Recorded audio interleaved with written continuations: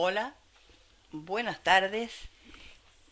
Voy a dar comienzo a la tercera clase de Hablemos de palabras, ¿verdad? De etimología y de semántica. Estoy así un poco que no sé para dónde mirar o no sé dónde porque estoy intentando incorporar un nuevo elemento que es el pizarrón para poder colocar algunas palabritas para no tener que después mandárselas o por WhatsApp o por mail.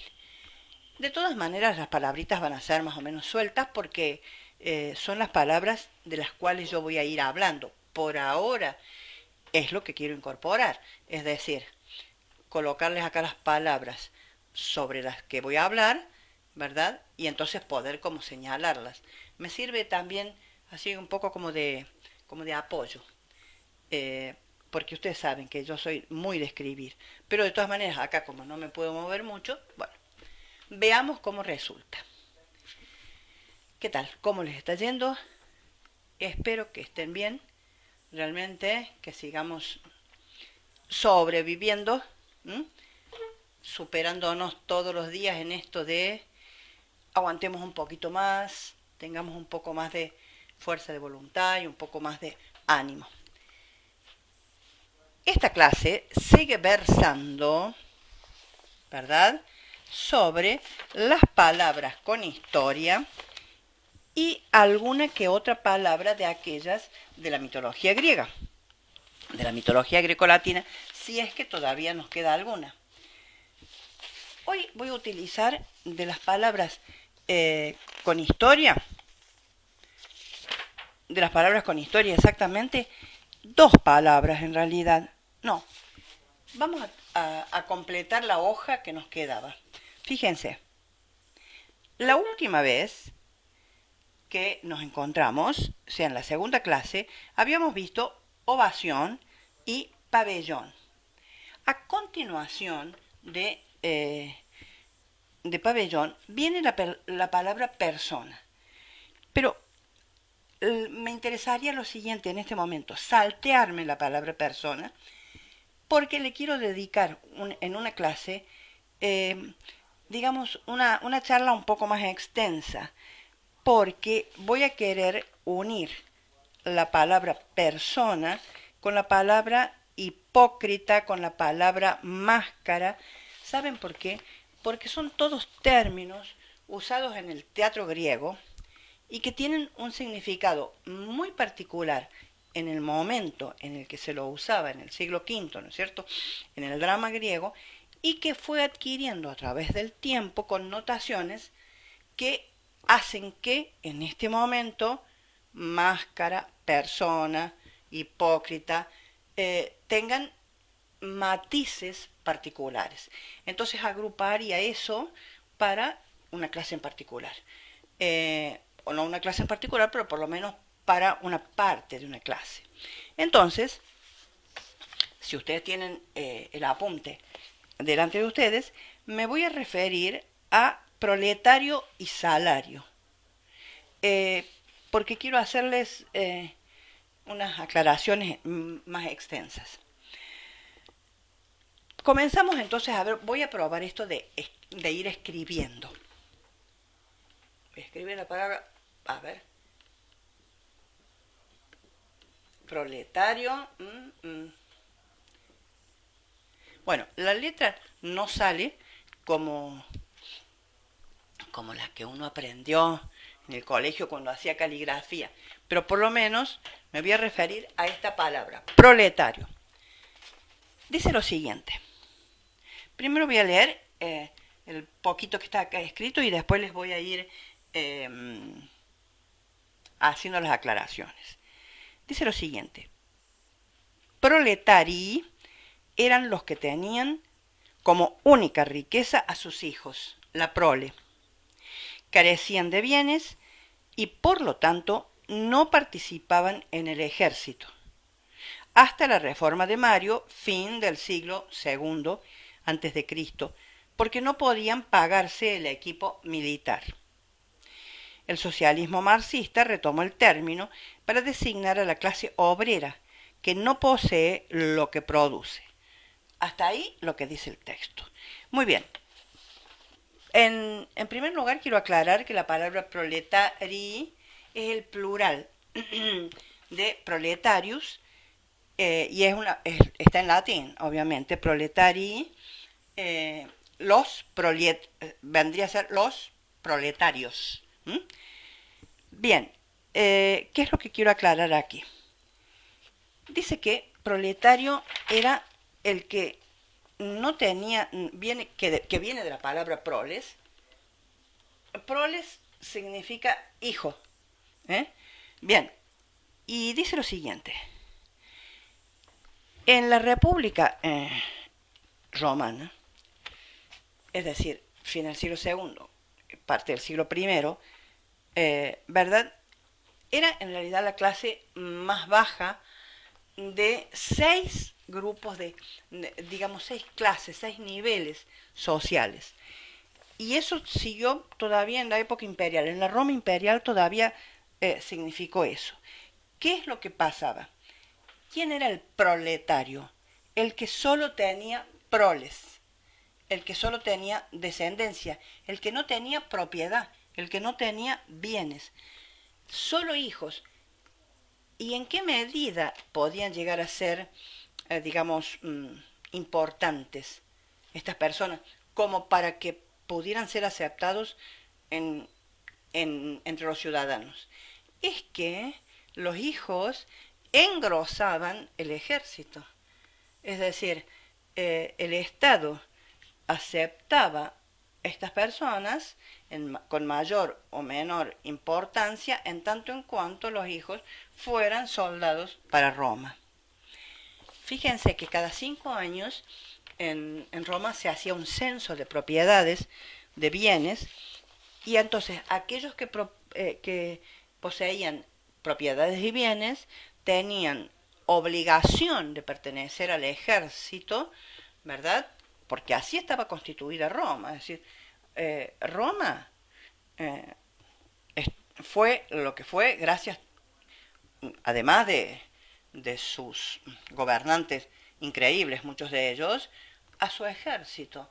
¿Por qué? Porque el ejército no solamente servía para defender Roma, servía para la expansión de Roma. Y Roma llegó a ser lo que fue en todo el Mediterráneo gracias a su expansión. Y eso lo hacía mediante el ejército. Y el ejército que estaba compuesto ¿por qué? Por gente romana que lo integraba. Entonces, aquellos que tenían propiedades y que tenían bienes, muy bien, tenían obligación militar y además se les proveía de todo el equipamiento militar, bien, y además tenían privilegio en cuanto a los votos. Eso era muy importante. Pero estaba la otra gente que no tenía nada o que tenía a lo mejor una pequeña propiedad que no valía nada. Entonces, valía en tanto en cuanto tuviera hijos.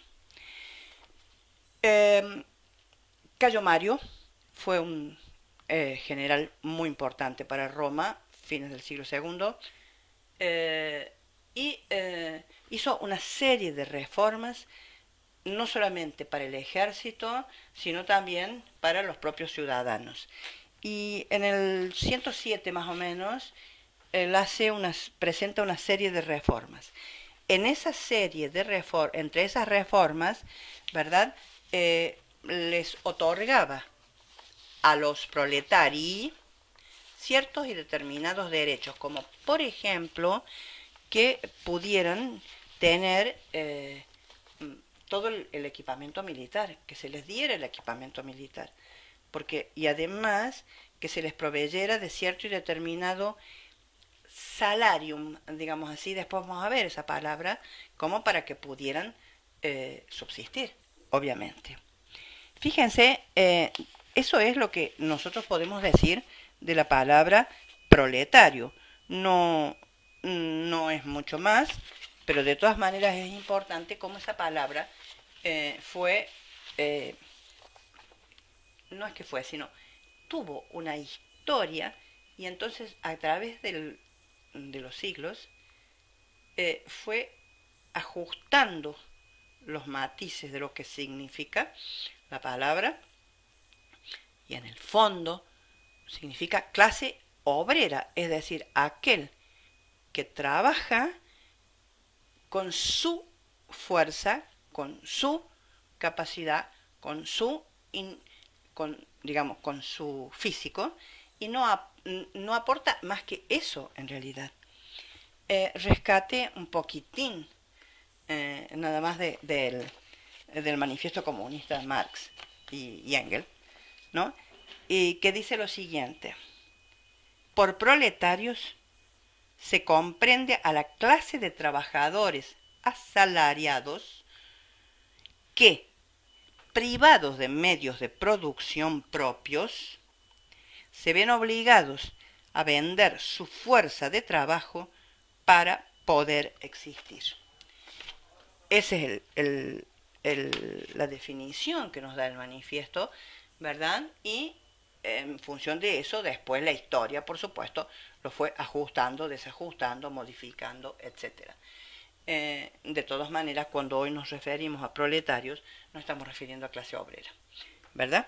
Eso es lo que significa. Bueno, me pareció importante para que veamos de dónde viene esto de proletario, que viene precisamente de proles, de hijos, que es lo que el hombre desposeído de todo podía aportar al Estado. La palabra que sigue es salario. Bien, la palabra salario también tiene su historia. Vamos a ver entonces la palabra salarium. A ver, que viene de salsalis. En griego sería hals. Lo voy a poner también en griego.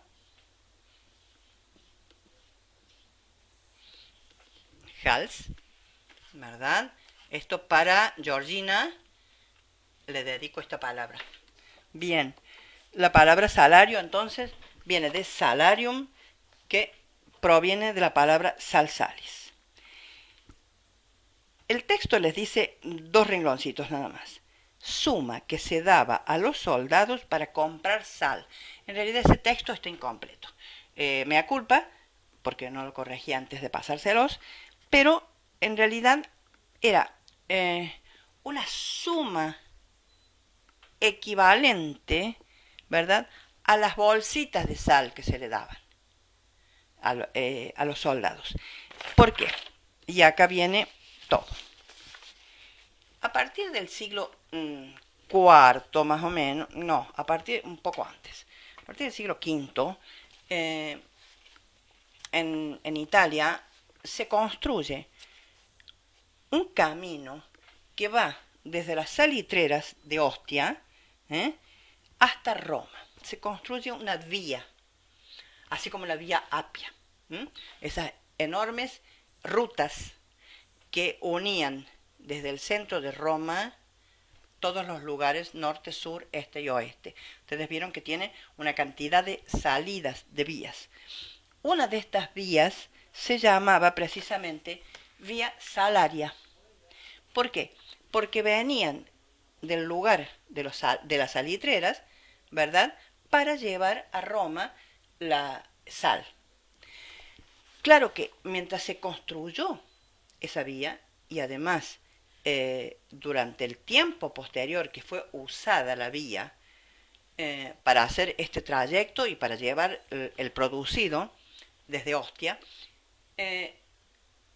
Roma tuvo que utilizar soldados, ejército, para cuidar no solamente la construcción, sino después el mantenimiento, etc.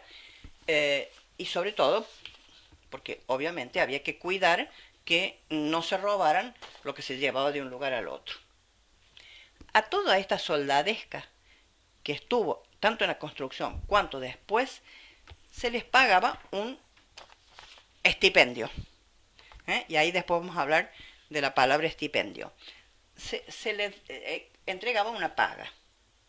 Ahora, fíjense, esta paga estaba constituida en parte por dinero, ¿verdad?, porque en ese momento se utilizaba ciertos y determinados elementos, ¿verdad?, en forma de paga, pero una parte se la pagaban en bolsitas de sal. ¿Y por qué esto de las bolsitas de sal? La sal fue para todos los pueblos siempre culturalmente un elemento muy, muy importante. Hasta en las cosas más que nos parece que no tuvieran que darle ninguna importancia a este elemento, pero sin embargo sí.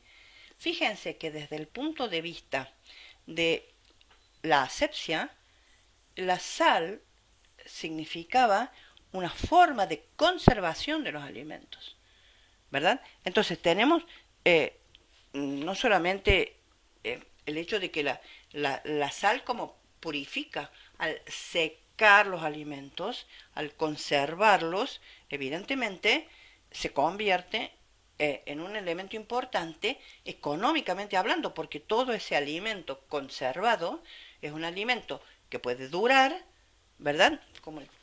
Exactamente como el charqui, como la carne que dura muchísimo tiempo si se la sabe salar bien y conservar bien.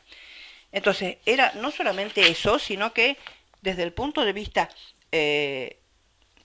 también de lo antiséptico que es decir, para curar heridas, se curaba de esa forma. Y además tenía importancia desde el punto de vista religioso. Desde el punto de vista religioso y social también tenía importancia.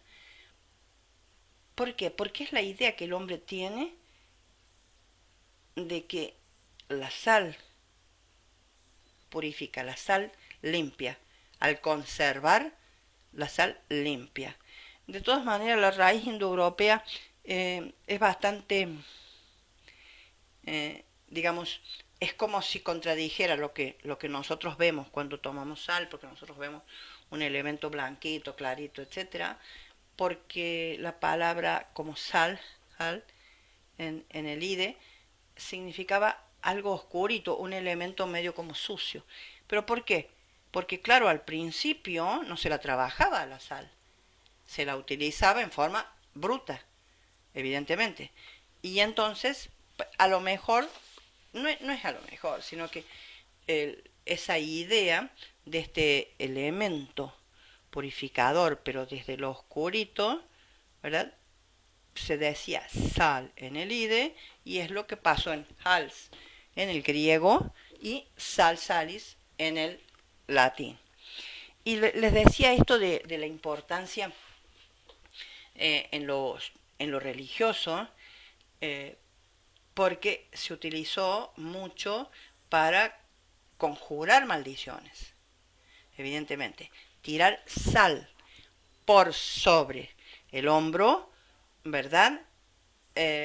Nosotros creemos que es algo de las brujas medievales y nuestras últimas Halloween y demás, pero no. El tirar sal sobre el hombro era para conjurar, ¿verdad? Una maldición.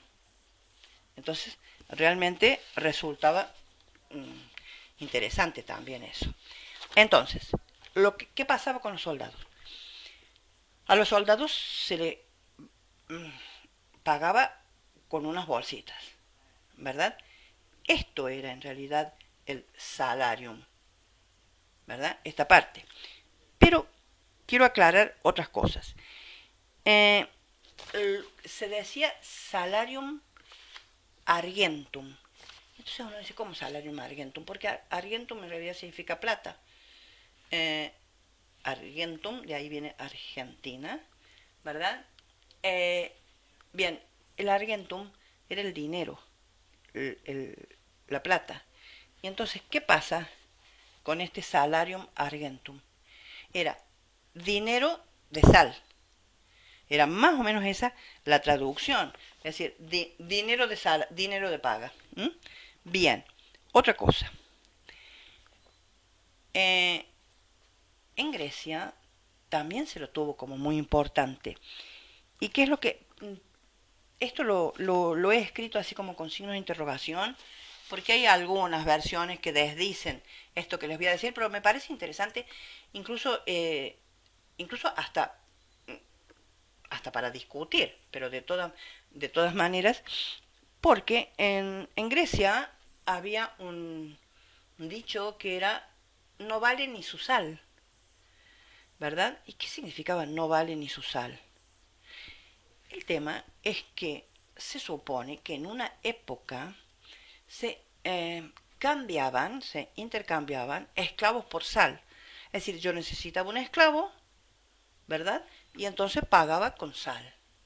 Pero claro, si el esclavo no resultaba y, y no era una persona, digamos, un ser, no voy a decir una persona porque persona, no, el esclavo no era persona en Grecia, por lo tanto, un espécimen que no me servía, que no era productivo, entonces el dicho era no vale ni su sal, es decir, ni la sal que pago. ¿Mm? Y hay también, yo no recuerdo muy bien, eso lo tendré que buscar, pero hay un dicho español que es que no falte nunca sal, que no falte nunca la sal, ¿eh? En la casa. Bien, y en la época clásica, en cambio, porque hasta ahora lo de... Ah, quería aclarar, les quedó claro lo de Mario, ¿no? ¿Quién era Cayo Mario, este capitán, este general? Y lo van a asociar también a otro nombre por cualquier cosa, por si lo encuentran. El otro, su lugarteniente, se llamaba Sila. Fueron dos personajes muy importantes desde el punto de vista militar, desde el punto de vista de gobierno eh, en Roma. Pero fin del siglo segundo, principio del siglo primero. Pero en la época clásica, eh, más que salario, a este salarium argentum, se decía stipendium. Stipendium. ¿Qué es lo que era stipendium? Viene de stip más pendere, que es el pago que se hace. Es algo así como el sueldo que se le da a una persona por algún servicio. Y sueldo, ¿qué es? Sueldo es el pago sobre la base de trabajo por hora. Eso es lo que define la RAE, ¿verdad? Entonces hay que ir viendo qué es lo que significa estipendio, qué es lo que significa sueldo o paga. Sueldo o paga, decimos nosotros. Bueno, también usamos la palabra honorario cuando es la paga a un profesional por un servicio X. ¿Mm? Esto de sueldo viene de solidus, de donde viene soldus, soldadus. ¿Por qué? Porque venía de solidus, que era material en metal que se pagaba a los soldados, ¿verdad? Una vez que se dejó la costumbre de pagar con sal. Entonces, el material metal que se le pagaba era sólido. ¿Eh? Entonces lo que se le daba era algo sólido, era lo sólido. De solidus tendríamos que hacer, como yo les dije siempre, tendríamos que hacer toda la historia de la palabra, evidentemente. Y bueno, no viene el caso en este momento, pero ustedes se dan cuenta por los sonidos de que en realidad de sólidos, soldus, soldados, etcétera, sí se puede llegar a sueldo, porque el sol pasa en determinado momento en suel durante el recorrido de las lenguas que van del latín, ¿verdad? Después el latín medieval y después en los distintos romances.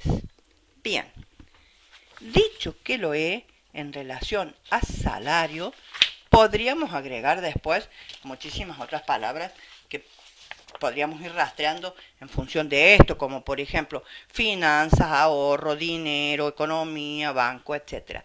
Pero por ahora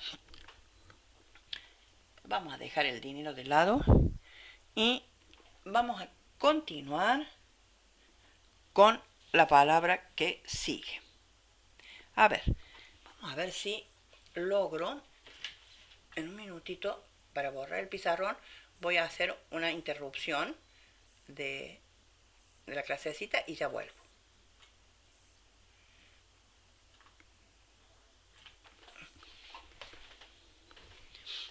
Me parece que me tengo que acercar un poco más para ver, ¿verdad? A ver.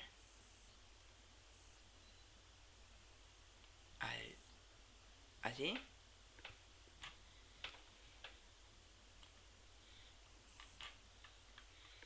Bueno, parece ser que no resulta la acción. Creo que estamos nuevamente en carrera. Eh, Todas las caras que yo hago, aguántenmelas porque hasta que yo encuentre la flechita que pausa, la flechita que viene, que inicia, que prosigue, etcétera. Miren,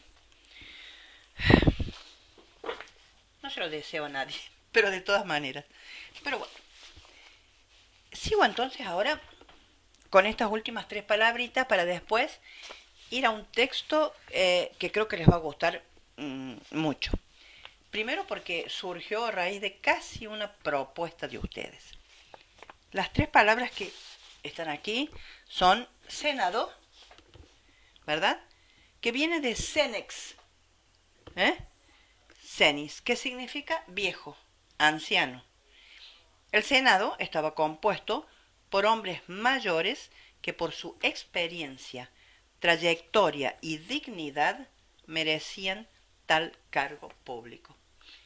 Eso significaba sumamente interesante. Podríamos hablar también de la Gerusia en Grecia y establecer las similitudes y ver cuán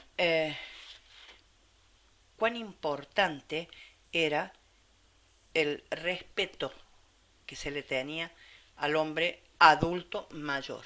Bien, de ahí la palabra entonces Senado. La palabra sofista proviene del griego del verbo sofizo, que significa me manejo con habilidad, ¿verdad? Pero también significa instruyo, hago sabio a alguien, Y dice, y de sofos, acá, que significa instruido, hábil, sabio. Entonces, tenemos la palabra sofista, que proviene del verbo sofizo, que significa instruir, hacer sabio a alguien. Pero también tenemos de esa raíz sofi, ¿verdad? La palabra sofía, que significa sabiduría, y la palabra sofos, que significa el hombre sabio, el hombre habilidoso, el hombre instruido. ¿Qué dice el texto, que es bastante largo? Actualmente se refiere al que se vale de razonamientos engañosos para convencer el embaucador. ¿A qué está refiriendo? ¿A qué se está refiriendo la palabra sofista? Actualmente se refiere, o sea, uno utiliza la palabra sofista, al que se vale de razonamientos engañosos para convencer. ¿De dónde viene esto? ¿Quiénes eran los sofistas? Los sofistas de finales del siglo V y principios del siglo IV son los representantes del espíritu crítico que invadió el pensamiento griego después de la guerra contra los persas. Bueno, podríamos hablar mucho porque en realidad esto es un resumen así ínfimo de lo que significaban los sofistas. Fueron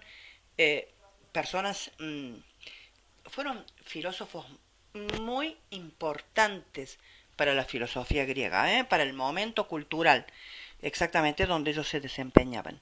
Eran especialistas, ya podían ser como los matemáticos, los políticos, los músicos, que enseñaban el arte de la expresión y de la discusión para salir bien de cualquier enfrentamiento dialéctico con el que se enfrentara a cambio de compensaciones económicas. Bueno, lo que siempre se les criticó a los sofistas en realidad, no solamente el hecho de que eran especialistas en el uso del lenguaje y en la manipulación del lenguaje, y lo digo manipulación con todo el respeto, y entre comillas, porque claro, nosotros estamos acostumbrados a utilizar el verbo manipular como manejar mal, hacer mal uso digamos, de las cosas. Y sin embargo, manipular significa trabajar una cosa, ¿verdad? Viene de manos, obviamente. Eh, entonces, manipular no es alterar, sino manejar. ¿Eh? Bien, y entonces acá dice que estos especialistas enseñaban el arte de la expresión y de la discusión para salir bien de cualquier enfrentamiento dialéctico con el que se enfrentara a cambio de compensación económica. Eso es verdad. Es decir, el sofista, a diferencia de lo que se llamaba en ese momento filósofos, ¿no es cierto? El sofista cobraba por su clase, cobraba por enseñar, por su enseñanza. El griego, hay que decirlo, tuvo siempre la conciencia de que el trabajo tiene que ser pagado. Es decir, así como el obrero, ¿no es cierto?, tiene derecho a su paga, el hombre que intelectualmente se desempeña tiene también derecho a su paga. Fíjense que hubo incluso poetas como Píndaro. Píndaro es un poeta del siglo V, principio del siglo V, maravilloso. Eh, y él, y lo explicaba perfectamente bien, cobraba por poesía que hacía por encargo. ¿Por qué? Porque él entendía que si él manipulaba con todo el talento, más allá del talento, pero él trabajaba intelectualmente una obra de tal forma que elaboraba una poesía, ese poema, ¿verdad?, era una obra, así como el señor artesano hacía su artesanía, sus platos, sus utensilios, etc. Entonces merecía su paga. Entonces el sofista entiende que su enseñanza amerita paga, y eso está muy bien entendido por los griegos. De todas maneras fue muy criticado porque en ese momento no se tenía mucha conciencia en relación a la parte de la enseñanza sofística. Su manera, acá dice una palabra que yo tampoco, me da culpa de nuevo, no la cambié y me gustaría que la modificaran. Su manera de falsificar la verdad, y no era de falsificar la verdad, sino de manipular la verdad, es origen del significado que atribuimos al término sofisma, que es un argumento capcioso, y dio a estos sabios una connotación peyorativa. Este carácter peyorativo del término procede un poco de Platón y de Aristóteles. Recuerden que esto es a los fines de la etimología, no a los fines de la filosofía. Por lo tanto, uno dice estas ideas, como se le atribuyen a Platón y Aristóteles, está bien, sí, pero habría que explicar mucho el porqué, que no es el caso en este momento.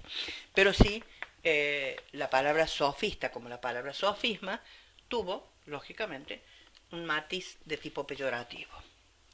Bien, la última palabra es triunvirato. Está compuesto, ¿verdad?, por, en realidad, tres partes. La última, este atos, que es un sufijo, pero tri, ¿eh? ¿Eh? Y la palabra vir. Tri, que significa tres, ¿verdad? Y vir, que acá dice hombre, vir, hombre, y en realidad vir significa varón. Varón con B corta, como decimos nosotros, con B labiodental. Eso significa vir. Entonces, es el triunvirato, es un gobierno de tres hombres, que excluye del gobierno a las mujeres. Sí, en esta época nosotros tenemos que decir que no por machismo, sino culturalmente, era el hombre el que gobernaba, la mujer tenía otro tipo de obligaciones, ¿verdad? Hasta este momento en Roma no podemos decir que tuviéramos las mujeres la posibilidad de intervenir a nivel gubernamental. Voy a hacer otra pausa, o sea que me van a ver manipular y luego vuelvo con este tema que les decía que les va a interesar. Vamos a ver si desde lejos logro. Es como bastante complicado. Hola, ¿qué tal? Estoy de nuevo aquí y quiero hablar de un personaje realmente que ayer apareció en televisión, me avisaron, yo no lo pude ver en televisión, pero de todas maneras, un señor sumamente interesante que es Daniel Balmaceda. A ver si logro que ustedes lo vean. Fíjense en este libro que se llama Historia de las Palabras. ¿Por qué se me ocurrió esto? Porque ayer a mediodía alguien me avisó, uno de ustedes me avisó que en un programa del mediodía estaba este señor y que estaba hablando de la etimología de las palabras.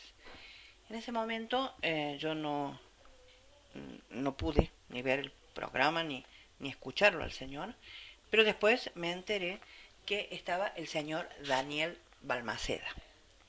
¿Quién es Daniel Balmaceda? Nació en Buenos Aires en 1962. Es periodista graduado en la Universidad Católica Argentina y fue editor de las revistas Noticias, El Gráfico, Newsweek, Aire Libre, La Primera, el suplemento escolar, Cold Club y los periódicos de historia. Es miembro titular y vitalicio de la Sociedad Argentina de Historiadores y miembro de la Unidad de Cóndores de las Américas.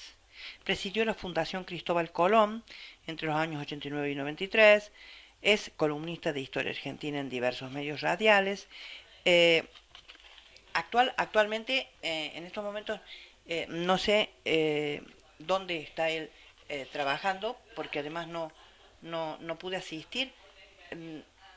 Difícilmente se presente de esa forma, pero publicó muchísimas cosas como romances turbulentos de la historia argentina, historias insólitas de la historia argentina, y ha publicado historias inesperadas de la historia argentina, historias de corceles y de aceros, biografía no autorizada de 1910 y otras cosas debe haber publicado.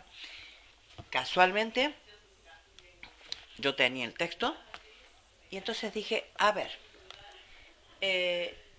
si él estaba hablando de la etimología de las palabras, entonces le voy a pedir al señor autorización, por supuesto que virtual, porque no se lo he pedido, lógicamente, sino que se los digo a ustedes que ameritaría eso, pedirle permiso para utilizar una partecita de su libro.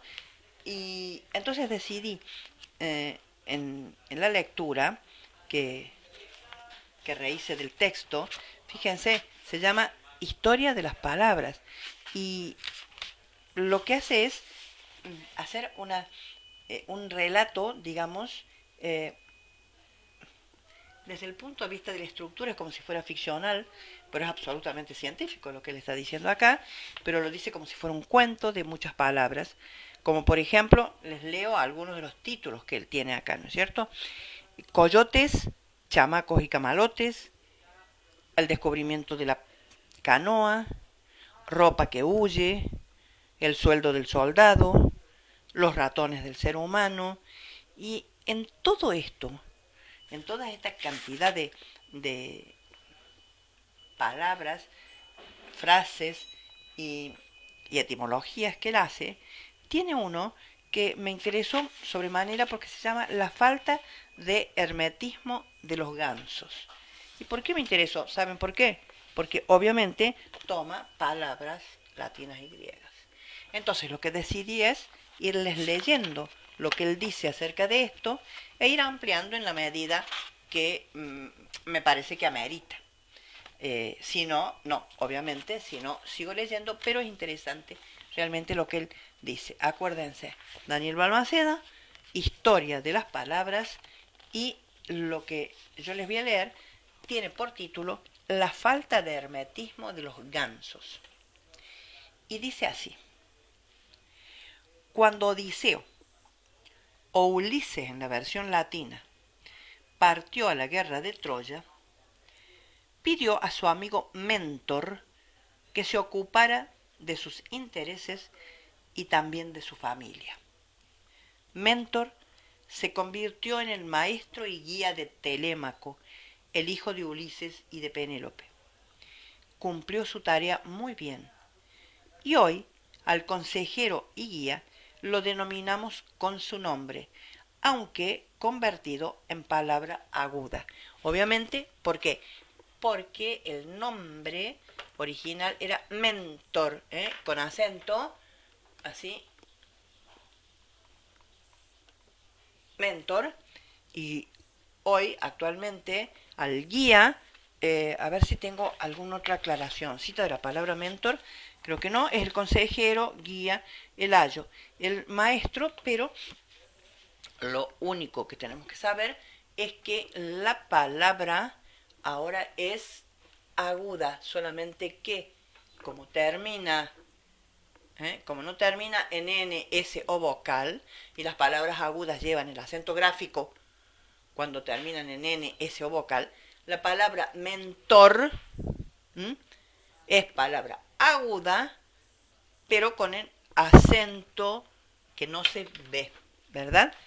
¿Qué es lo que él dice acá?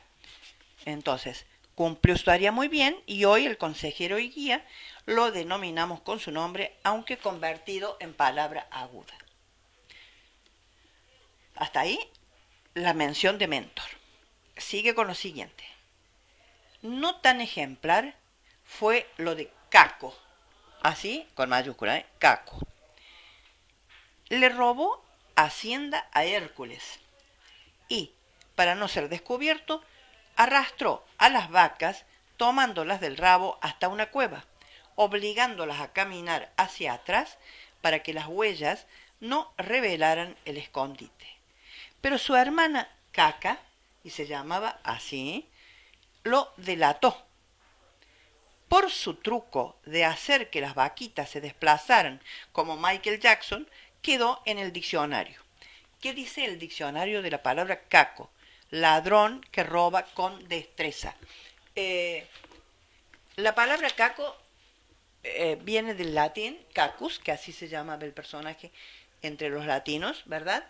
Y que provendría, obviamente, del griego kakos. Acá está transcrito, no está escrito en griego, está escrito con nuestras letras, ¿verdad? Kakos. Kakos significa malo. Digamos, sí, malo en cosas, mala persona, cuando se refiere a un individuo. ¿Y qué dice la RAI? Dice, es el ladrón que roba con habilidad y sin violencia. Eso es un caco. Coloquialmente, nosotros también usamos la palabra ratero. Y también utilizamos la palabra choro o la palabra chorro.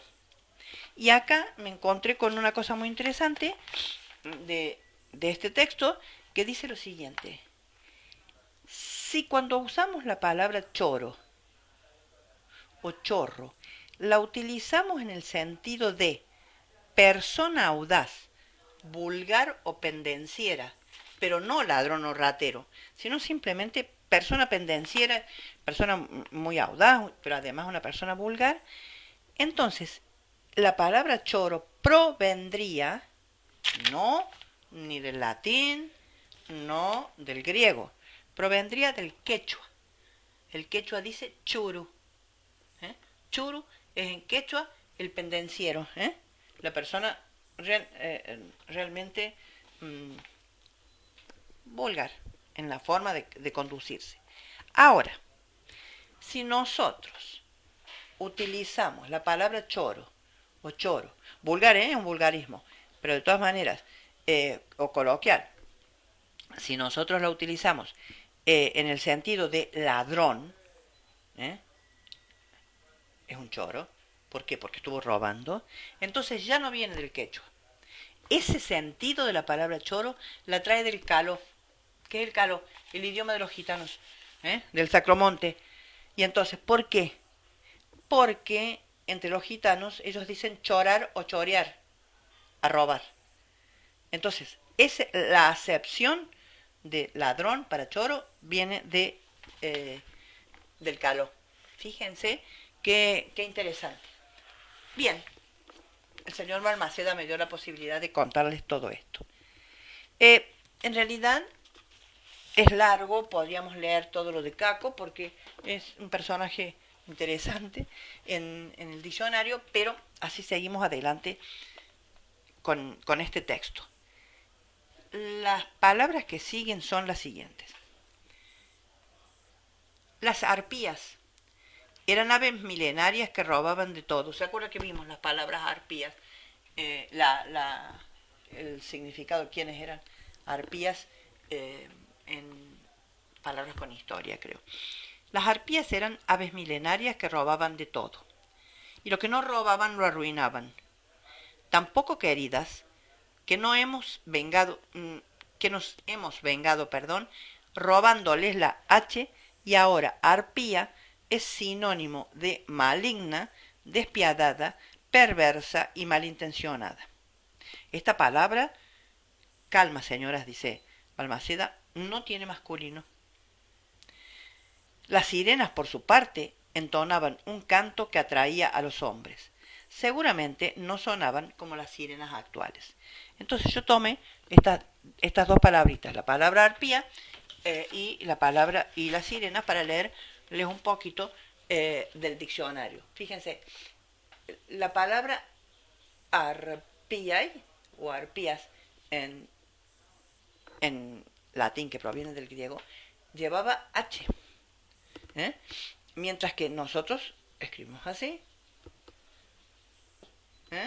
Por eso él dice que nos haciéndoles perder la H por lo malas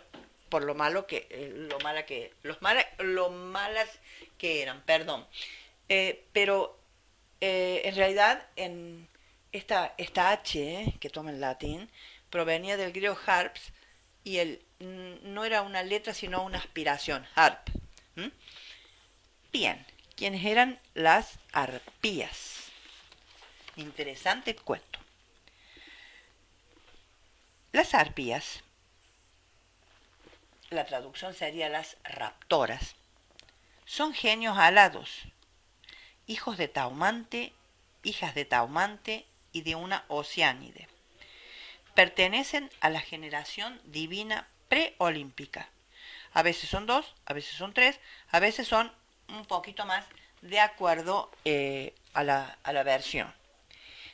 Sus nombres suelen ser Nicotei, Ocípite, Aelo y Seleno, otra más. Sus nombres revelan su naturaleza. Significan borrasca, vuela rápido y oscura, como el cielo cuando es recorrido por una nube tempestuosa. Obviamente es toda una metáfora de lo impresionante que se pone el cielo cuando viene la borrasca, realmente.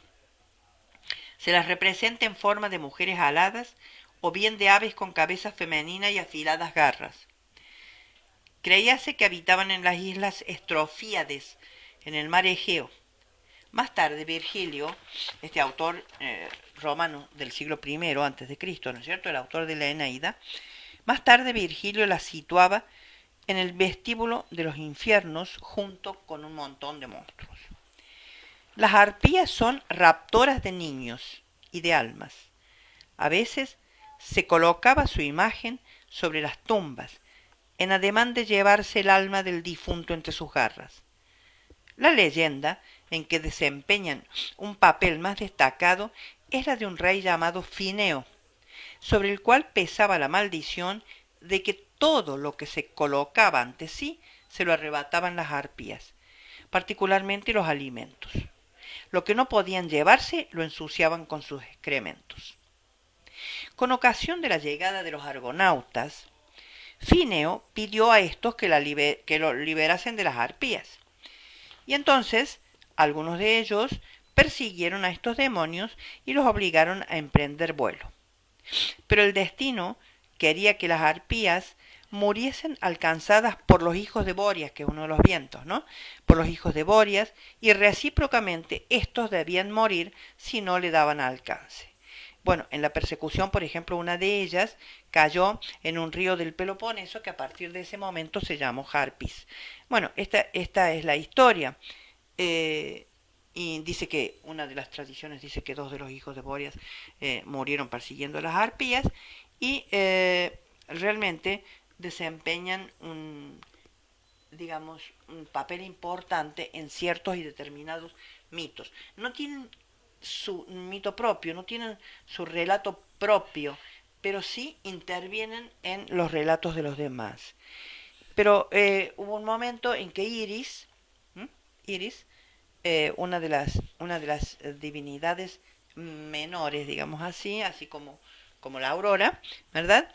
Eh, Pidió que se le perdonase la vida porque eran servidoras de Zeus. Es decir, Zeus las mandaba cuando necesitaba vengarse de alguien o castigar a alguien. Y entonces se le perdonó la vida, prometiendo no volver a molestar a ciertos y determinados individuos. Bien, esas son las arpías. Eh, ¿Y qué podemos decir de las sirenas para ir concluyendo eh, este tema lecturoso, digamos así? Las sirenas que nosotros conocemos, obviamente, es decir, la figura de la sirena que nosotros conocemos no es la iconografía griega, sino la iconografía nórdica, ¿no es cierto?, de la sirenita de Copenhague, que un día vamos a hablar de eso. Dice que las sirenas en griego se dice seirenes, ¿verdad? Seirenes, siren en latín, y de ahí sirena para nosotros. ¿Quiénes eran las sirenas? Son genios marinos, mitad mujer, mitad ave. Pueden ser hijas de la musa Melpómene y del dios río Aquelao. A veces se dice que eran hijas de Estérope o de otras de las musas. También se le daba por padre a Aquelao y a la musa Terpsícore. Las sirenas se mencionan por primera vez en la Odisea. En este poema figuran dos. Otras tradiciones hacen que aparezcan cuatro. Según la leyenda más antigua, las sirenas habitaban una isla del Mediterráneo y con su música atraían a los navegantes que pasaban por sus parajes. Los barcos se acercaban entonces peligrosamente a la costa rocosa de la isla y zozobraban, y las sirenas devoraban a los imprudentes. Se cuenta que los argonautas pasaron cerca de las sirenas, pero Orfeo cantó tan melodiosamente mientras la nave estuvo al alcance de su música que los héroes no sintieron la tentación de abordar, excepto Butes, uno de los personajes, que se arrojó al mar para ir a su encuentro, pero fue salvado por Afrodita. Nosotros conocemos la historia. Nosotros lo que más conocemos de las sirenas es por Ulises, ¿verdad? U Odiseo. Cuando Odiseo está volviendo hacia Ítaca, pasa cerca de la isla de las sirenas. Y para no escuchar la voz hermosa, divina, melodiosa, cautivante, seductora de las sirenas, pero para saber, en realidad, para poder decir después cómo era esa voz, él no podía pasar tapándose los oídos directamente, porque si no, probablemente hubiera pasado, como pasó, pero no hubiera conocido, en realidad, cómo era esa seducción, cómo es el poder de la seducción del canto. Y entonces lo que hace es taparles con cera a todos sus marineros, ¿verdad? Para que no pudieran oír el canto y siguieran.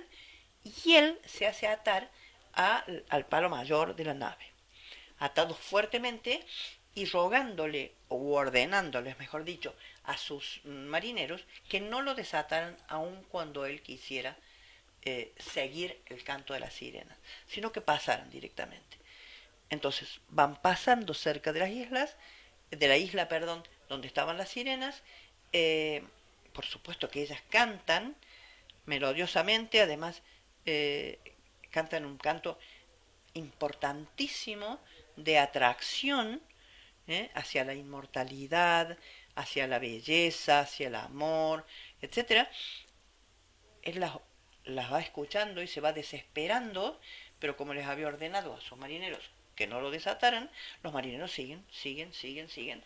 Y entonces él logra conocer realmente, Ulises es mm, conocido por realmente por conocer las cosas, ¿verdad? Y por hacer las cosas como pensadas y meditadas, premeditadas. Y entonces esto nos demuestra eso. De todas maneras, de esto queda eso del canto de la sirena. El canto de la sirena dice que tradicionalmente la isla de las sirenas se sitúa frente a las costas de la Italia meridional, sin duda frente a la isla de Sorrento. Eh, También se puede ver toda la leyenda de Parténope, que es la epónima de Nápoles, ¿verdad? Cuyo nombre primitivo es precisamente Parténope. Bien, esto es en relación a esto de las arpías. Me parece que el texto de Balmaceda es larguísimo. Después habla del verbo monere, que lo vamos a ver más adelante, y habla también de por qué le colocó a su capítulo la falta de hermetismo de los gansos. ¿Por qué? Porque va a hablar precisamente de Hermes.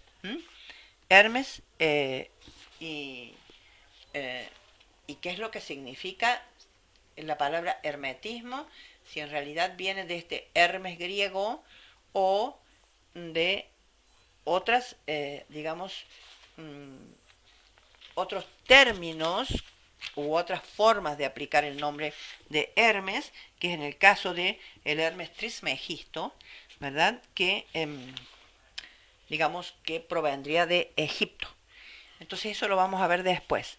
Lo último que voy a leer ahora de él, un poco salteando y mezclando todo, es qué palabras provienen de divinidades y que son interesantes.